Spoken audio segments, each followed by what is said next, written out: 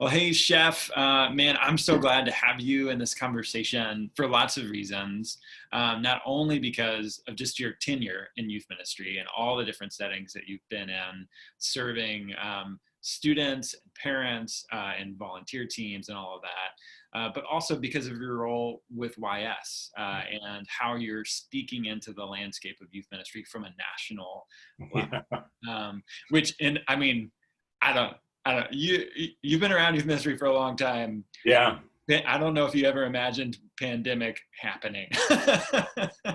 Yeah. It's funny because I used to be a science teacher and we would talk about like the crazy odds of dying from certain things, Sure, you yeah. actually have a better chance of dying from a meteor strike than a plane crash because if a meteor strikes, it affects everybody. And Sure. pandemic was actually in the list of things Oh, really? that can take you out. But once I started, it never crossed. Well, just the length of time, I remember going into this going, oh my gosh, if this lasts 60 days, what are we going to do? And here we are, Right, man. So before we get into like what you're hearing with COVID and the impact on youth ministry, maybe share a little bit of your background. Yeah. So people who maybe aren't familiar with you kind of know your framework and where you're coming from. Yeah. Well, I grew up in the woods of Pennsylvania and I went to school to be an engineer and I left school, left college with a physics and secondary math degree for education. So basically, as a youth pastor, I took a lot of hard electives and then went into education from there and did that for about 10 years. The last two were I did a stint as a high school principal, which is where the angry resting face comes from. I was a little too young to really handle the politics of that job.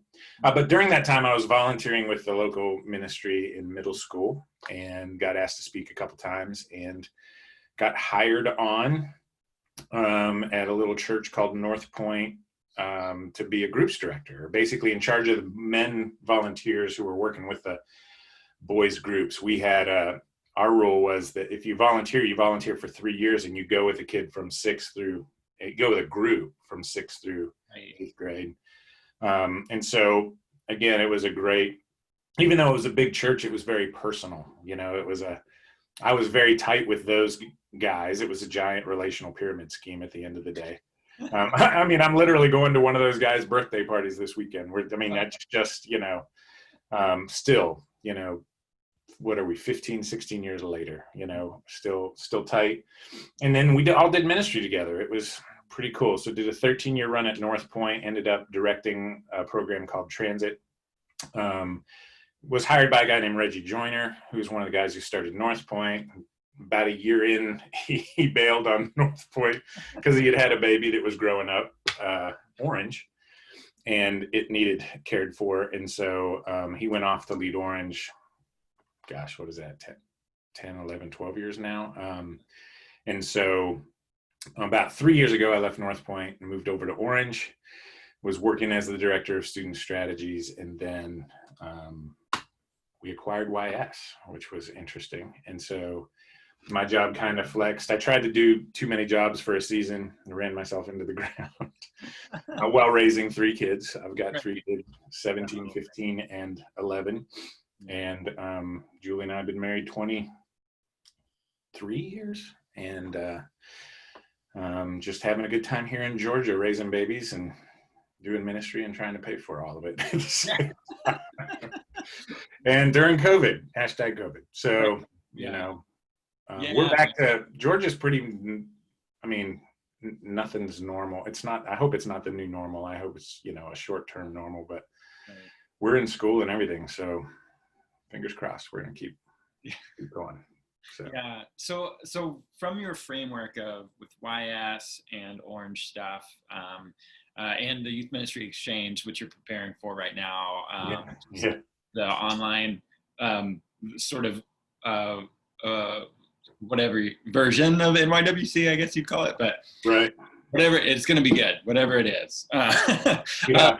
As you're preparing for all of that stuff and like gathering input from what's happening in the world of youth ministry because Right. of COVID, what are some of the trends that you're hearing? What are some of the ways that you're hearing people finding a path forward in this kind of crazy season? Yeah, I mean, it's an interesting question, and I'm hearing some things, but it's one of the reasons we're doing the youth ministry exchange portion is because normally at YS, we're watching the long-term trends and what's bubbling up and what the changes for the future look like. And we're talking to, youth ministry professors and researchers and all those sort of stuff.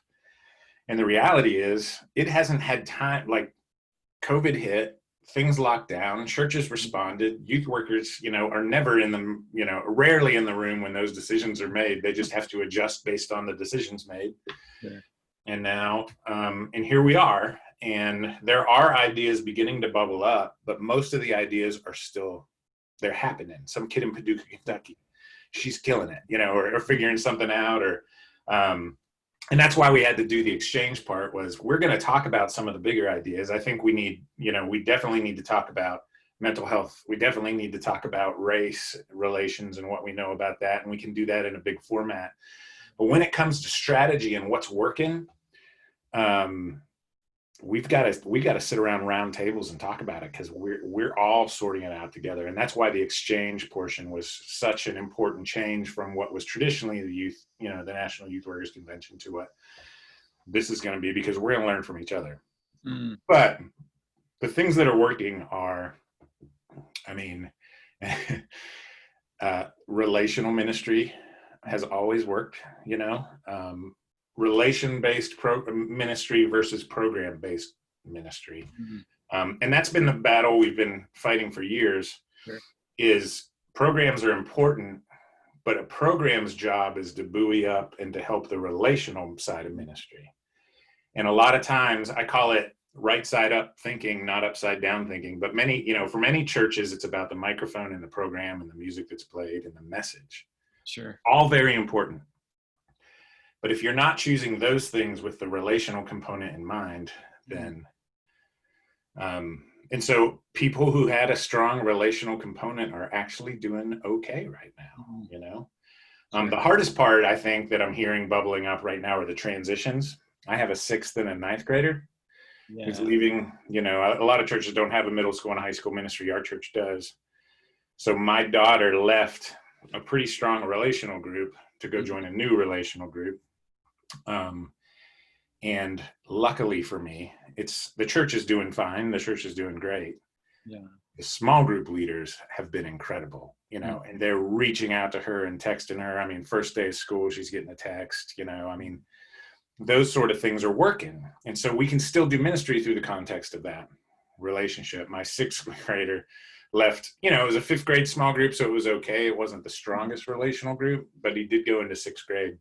And again, amazing small group leaders who are doing, outings, or they're meeting in driveways, or, they're doing a part. Our church actually did some, they did some like just 6th grade day at church so they could spread out outside and have the small group, the small groups meet each other, which was great. And that kind of got things started. So the relational stuff is working.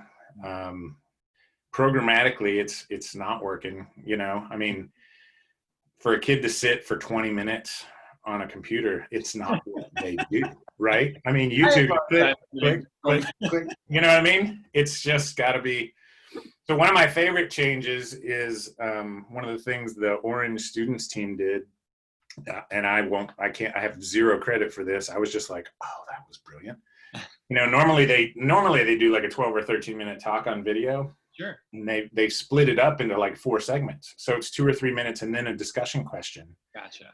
And so, small groups can literally watch it on an iPad sitting in a circle on a driveway, and it stops and kind of keeps the conversation going. I'm like, oh my gosh, this is a great answer for at least keeping the conversation going and knowing that it's biblically sound. You know what I mean? I mean, that's the important part of the microphone is to, handle God's truth well and get the conversation started, because not all of your small group leaders are going to be theologically trained. So that part has been working too. So those are some of the themes. Kids are zoomed out, and we're all zoomed out, but it doesn't mean it to not do it. I mean, it's your only choice at the end of the day. I mean, it's like these digital conferences, right? I mean, it's like, I'm so tired of one, but what are my options? You know what I mean? I would love, we did everything we could, to make Columbus work, because we just need to be together. And, it was a sad day, but at the same time, it's like, all right, let's make it the best we can possibly make it. Let's drive the price point down. People don't need to pay for flights, but they don't need to pay for hotels. This might be the first time someone's had the opportunity to come to a conference like this. That's an advantage, right? So again, there's always an advantage in these issues. So I had lunch the other day with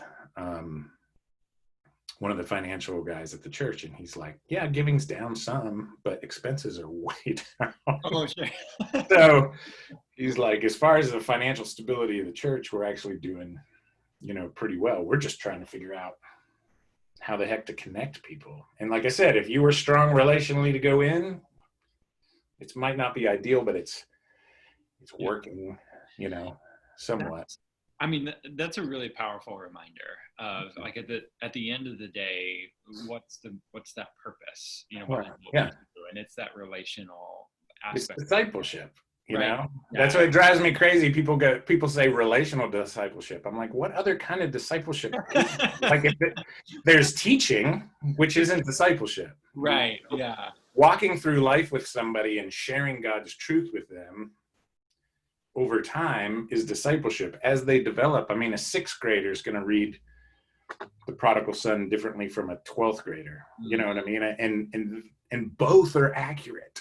You know what I mean? And so it's just important. Discipleship is relational. And so, and then, just that's just teaching, and teaching's important. The content's important, but I want it in their heart, not their head. So you got to start with the relationships. So. Yeah, man. Well, in the midst of this season of just like consistent lingering disruption, right, of like how we've done ministry in the past, I'm wondering if you can speak to and give some wisdom around like how to even just mentally like approach this season from a creative perspective, because part of what we're realizing in a lot of conversations with youth workers right now is that the creative energy that they need to be able to pivot is in addition to their other 40 hours worth of things or 80 hours worth of things that you do, right? I guess 40 if you're part-time, 80 if you're full-time, right? So like, there you go. The ability to like approach this season knowing that creative energy to pivot and to make changes is actually a new requirement right now. It's a new part of our job description right now. And if it was never formally named, it certainly is, especially when a lead pastor comes to a youth pastor and says, you're the only one who knows how to use this thing called Zoom. So can you just do it for the whole church, right? An IT director, right? Right. So there's all of that stuff that I feel like youth pastors, youth workers of all kinds are kind of struggling with maintaining that balance. And I'm wondering from your perspective, if you can just share some wisdom of like how to approach that from a healthy. Yeah. Well, it's funny you say, the way you describe it is really the way I would describe normal youth ministry. I believe we've had to pivot and be creative for a very long time, but we're so busy doing it the old way, we don't have time to step back from our ministry. And it's the whole I can't work on it because I'm working in it tension, which though it maybe smells different than it did, a year ago, it's still the same tension. Right. And it's got to be part of your discipline if you're going to survive. Youth ministry is a burnout ministry. You're not going to make it unless you've got some discipline to step back, take care of yourself, and work. One, take care of yourself, and two, work on it, not just in it. Because if you just work in it all the time, you are not going to make it long term. But we know that, and we've seen it. We see it happen over and over and over again. So stepping back to work on it is really important. What I think the advantage of this time is, though the tension's the same, basically, is we can't continue to work on it. Like, we have no choice. There is no doing it the old-fashioned way. And so in a lot of ways, you're working on it while you're working in it. I mean, you're trying things week to week, and it is a season of grace. Like, give it a shot. I don't know. I mean, I know that, again, I worked at North Pointe for years, so I spend a lot of time with a lot of those folks, and they've basically decided at each campus, yeah, you guys, let's keep trying and let's keep meeting and let's keep talking, because someone's going to figure out something better. And so there's a good amount of, synergy, and, they're at an advantage because they have multiple campuses and multiple people running, and they can come back and talk, but we all can do that, right? We all can connect. I mean, that's what we're doing right here, is trying to do that. So again, it's the work on it, work in it tension, try some things.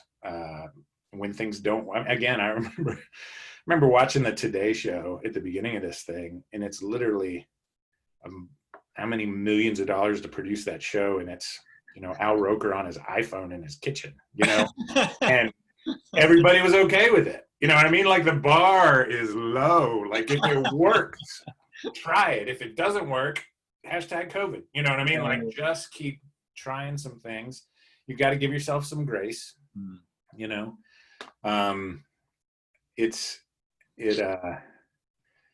I mean, again, that's traditional youth ministry. We don't give ourselves a lot of grace. We do a lot more good than we give ourselves credit for. And you're probably doing a lot more for a kid, sending that text, making that call, or helping a volunteer do that, for you. It's a really big deal. So I don't know if that answers your question. I mean, I acknowledge the tension. I acknowledge but again, it's a survival thing at the end of the day. Right. If you work for a place that's unacceptable, then you should probably sharpen your resume. I wouldn't necessarily drop a stable job right now, but you don't want to work somewhere long-term that the culture is. Right. I mean, you're totally right, man. This season, it brings out an opportunity to reevaluate the stuff that we've all been holding on to, and what we've been using, and look at it from a different perspective of how we can use it differently, or free ourselves up and give ourselves grace enough to say, that thing was perfect and great before this. Now it's not. Right. Yeah, it's no judgment of right. anything. It's just, we got to pivot, and you got to put your energy elsewhere, and giving yourself the freedom to let go of that stuff. Yeah, I think is a really important reminder. So in just the last minute, what's just a little bit of encouragement that you would want to leave with any youth pastor, or maybe just anyone who's trying to figure out whether they're a formal youth pastor or not? How do you care for teenagers right now? Yeah. A formal youth pastor. That's a funny term. I mean, I would just encourage you to give yourself some grace. You're doing more than you will ever know. I mean, I think that's going to be part of heaven for youth pastors. Is there's going to be a long line of kids who said, I meant to thank you for something that, and you won't remember half the things they say, remember that time you said, oh, I don't at all. Well, that really impacted me. I would also just say, this is a great season as you're preparing for the long term to go get help. If you have more than 6 kids and more than one gender, you need someone helping you do youth ministry. Like, you need a group of people to do ministry together. It's the body of Christ, and you all have different skills, and these kids have different needs. And, trusting Jesus is not just about salvation, but it's also trusting the plan he left with us. And the plan he left with us is the body of Christ, joined by the Holy Spirit with our different gifts, spreading the gospel. And the gospel's not just a kid praying a prayer. It's living a life and following Jesus. And so we can be that to each other. We can be Jesus to our kids as a group. We can be Jesus to each other. And probably the last thing I would say is accept the gift Jesus has given you through other people. You know, as a leader, a lot of times we don't like to admit we have needs, but you know, you do. And you can model that for kids by letting people care for you and letting people love you. I've been praying in the mornings, you know, Jesus, let me see how you love me today through people. Let me notice it, and let me thank, you know, I've been thanking people for being Jesus to me. It freaks them out when I do it, but I think it's really important, you know, in this season, I need help. I need support. I need loved. So, anyway, that was a random rant, but I hope that helps somebody. Yeah, man. Well, for anyone watching this, we'll put links down to the Youth Ministry Exchange, which you can be a part of, because that connection is so critical right now. If nobody's figured it out, we're going to figure it out together, right? Right. And that's how it'll happen. So the Youth Ministry Exchange, we'll put links down there. Put other links to some helpful stuff from YS, just so that you sort of see the ongoing grip of the way they're caring for youth pastors right now. And then Shef, if there's anything else, you just let me know and we'll drop it in. But I mean, I was thinking a lot as I was prepping and just thinking about how awesome is it going to be to go on a mission trip with a bunch of kids when we can, you know what I mean? And I was thinking about what you guys do. But I would also say this, how awesome will that trip be if you've done the relational work right now and gotten some help, and you go with a group of people who have relationship with those kids? I mean, the program, again, it's right side up. The program is just going to deepen those relationships, deepen that discipleship. And when you experience things like that together, it's just awesome. So, you know, you can get on the phone right now, make a couple calls to people who get it, you know, and start working towards that stronger ministry. So, well, awesome, man. Awesome. Well, thanks so much again for taking the time, Shef. Really appreciate it. You bet. It's good to see you.